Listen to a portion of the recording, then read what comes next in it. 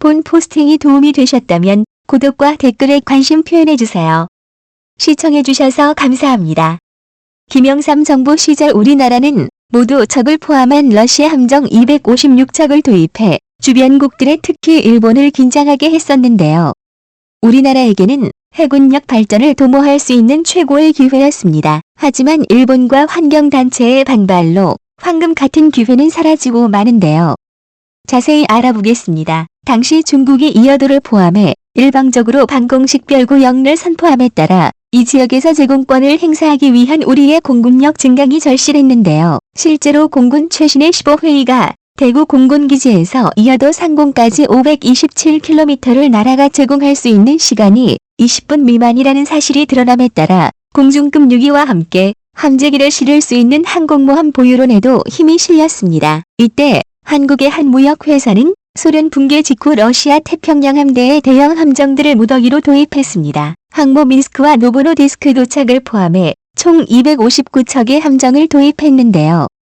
이 가운데 사를로척을 국내로 들여와 해체했습니다. 당시 2012년 국방백서 기준 한국 해군의 전력이 170여 척인 것을 감안하면 우리 해군 전력을 능가하는 러시아 함정들이 이 시기에 쏟아져 들어왔던 것이죠. 1991년 소련 해체 후 경제 사정이 극도로 나빠지자 러시아는 연간 1억 5천만 달러에 달하는 유지비를 낼 수 없다는 이유로 함정 매각을 결정했습니다. 당시 우리나라도 소련이 해체되면서 각종 군사 장비를 해외에 파병해 러시아제 무기를 들여오면 고철로도 활용할 수 있고 그대로 군사용으로 전환하는 것은 어렵더라도 군사정보 측면에서 대단히 유익할 것이라고 판단했습니다. 이에 따라 한국의 무역회사의 유통은 러시아로부터 키예프급 항공모함 민스크와 노보로시스크 매입에 나서게 됩니다. 는 합병 15년 노보로시스크호는 11년으로 통상 수명을 30년이라고 할 때 비교적 신형에 속하는 배였는데요. 한국의 무역업체형 유통은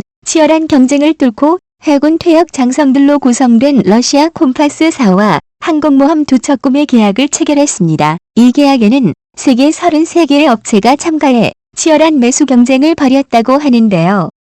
중국 역시 이 계약에 목숨을 걸었다고 합니다. 당시 양육통이 인수한 민스크의 가격은 37억 원, 노보로시스코는 34억 원으로 총 인수 비용의 70억 원이었다고 합니다. 국산 캐릭터 전차 한 대 가격이 100억 원을 넘는 것을 감안할 때 항공모함 2척의 전차 1대 값에도 미치지 못하는 검거에 팔린 것이죠. 노브로시스크와 민스크는 1979년과 1984년 각각 러시아 태평양 함대에 배치됐던 최신형 함으로 미국 태평양 함대의 엔터프라이즈호 미등과 동해안 한미연합훈련 때 출연해 대체하곤 했습니다. 러시아는 키예프급 항공모함을 1번함 키예프를 비롯해 미수케, 노보로시스케고르시코프 등 4번함까지 보유하고 있었습니다. 1번함 키예프는 2000년 중국의 고철로 매각돼 현재 텐진시 해상관광 테마파크 플랫폼으로 활용 중입니다. 2번 한민스크와 3번함 노보로디스크는 한국형 유통에 매입을 하죠. 4번 함부로시코프는 1990년까지 8년 동안 운용했는데요. 2004년 인도 해군의 항모용으로 매각됐습니다. 당시 가격은 함재기를 포함해 약 1조 5천억 원이었다고 하는데요. 인도는 2012년 이를 개조해 항공모함 비크라마티아로 재탄생시켜 항모 보유국이 됩니다. 러시아 정부는 중국의 해군력 증강을 우려해 중국 측의 매입 제안을 받아들이지 않았는데요.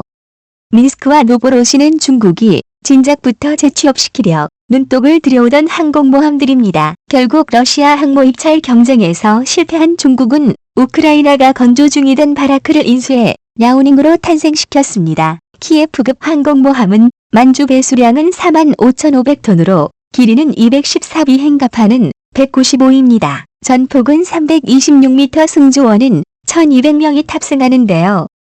전통적인 평갑판하거나 경항모와는 달리 순양함의 외연을 확대 38과 헬기를 운영합니다. 무장으로는 41 수직 이착륙기 14대를 탑재하고 38 공격기 8대 17 헬기 16대 등 38대를 운용합니다. 노보로시스크와 민스크는 38,000톤급의 항모이지만 항공순양함이라고 부르는데요. 미국과 영국의 전용 항모에는 없는 자체 공격력을 갖추고 있기 때문입니다. 대공 미사일에 대한 미사일을 탑재하고 있고 대전 미사일은 6,000을 그리고 RB만 2,000어를 사관을 장착하고 있습니다. 대수산 대작전 수행 능력, 대공 전투 능력까지 보유한 강력한 항모로 알려졌죠. 1994년 12월 러시아 국방부는 한국의 두 척의 한국 판매를 승인합니다. 이때 한국은 항공모함을 분해하고 역설계해 항공모함 기술을 습득할 수 있는 절호의 기회가 생긴 것이죠. 하지만 배합은 일본이 방해를 시작합니다. 러시아가 한국 판매를 승인하자 이때부터 도쿄신문과 NHK 등 일본의 언론 플레이가 시작됐는데요. 도쿄신문은 한국과 러시아 양국에서 두 회사 간이 계약 체결 사실이 알려지기 전부터 이 사실을 보도했습니다. 또 한국이 퇴역 항모 도착이 사실상 현역 함정이라고 거짓 주장을 하기도 합니다. 특히 일본 공영방송인 NHK가 미니스커트의 내부를 꼽사리 촬영해 방영한 프로그램은 일본은 물론 러시아 정부까지 긴장시켰습니다. 고철 덩어리라고 알려진 것과 달리 주요 장비가 건재하다는 것이 생생하게 확인됐기 때문이었죠. 일본 정부가 자국의 언론을 통해 러시아에 알려 한국을 견제한 것인데요. 영입통은 계약서상의 항모를 1에서 2m의 고철로 해체하는 과정에 러시아 정부가 파견한 2명의 파견단이 입에 감시한다는 점을 들어 이들의 주장을 반박했으나 두 나라 정부의 우려를 잠재우는 데는 실패했습니다. 일본 언론들은 한국의 항모를 매각하면 군사용으로 전용할 가능성이 높다고 보도하면서 미국과 중국 등을 부추기기 시작했습니다.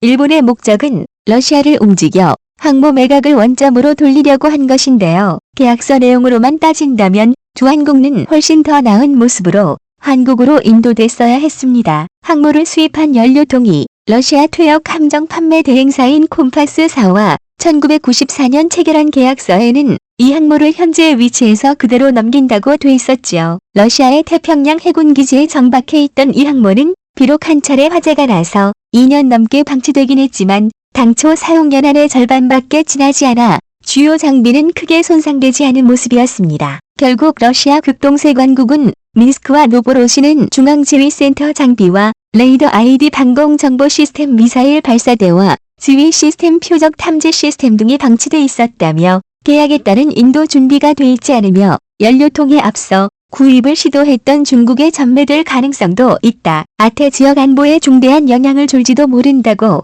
조사 결과를 러시아 정부에 보고하는데요.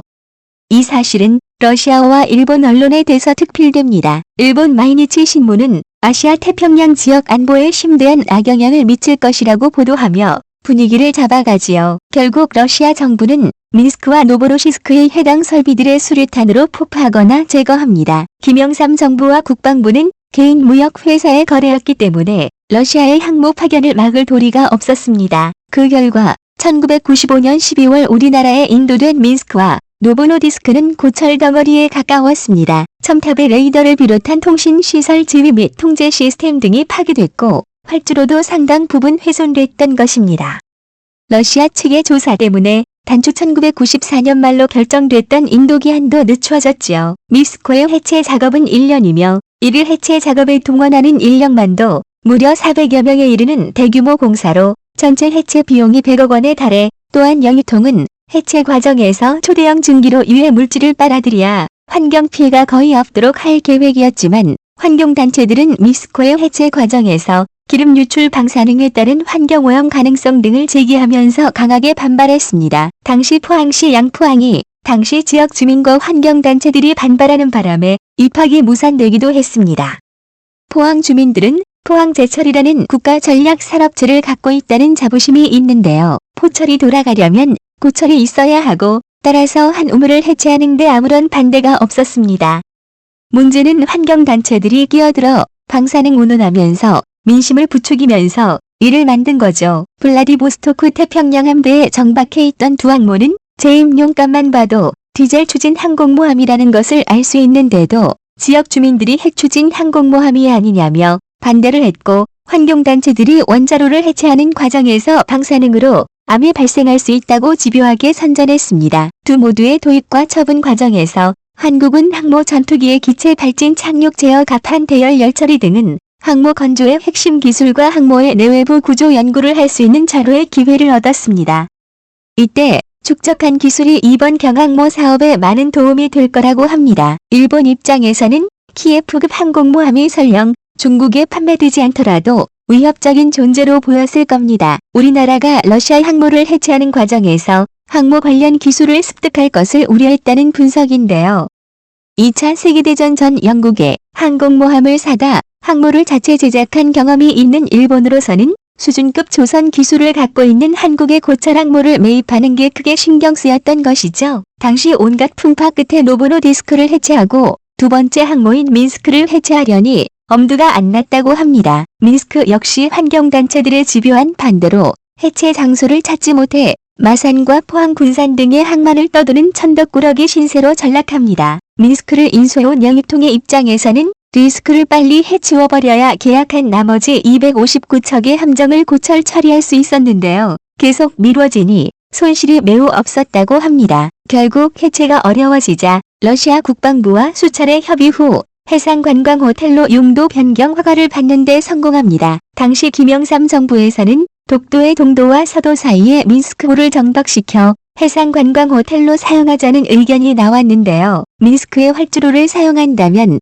군사적인 이점도 있다고 판단한 것이죠. 하지만 때맞춰 터진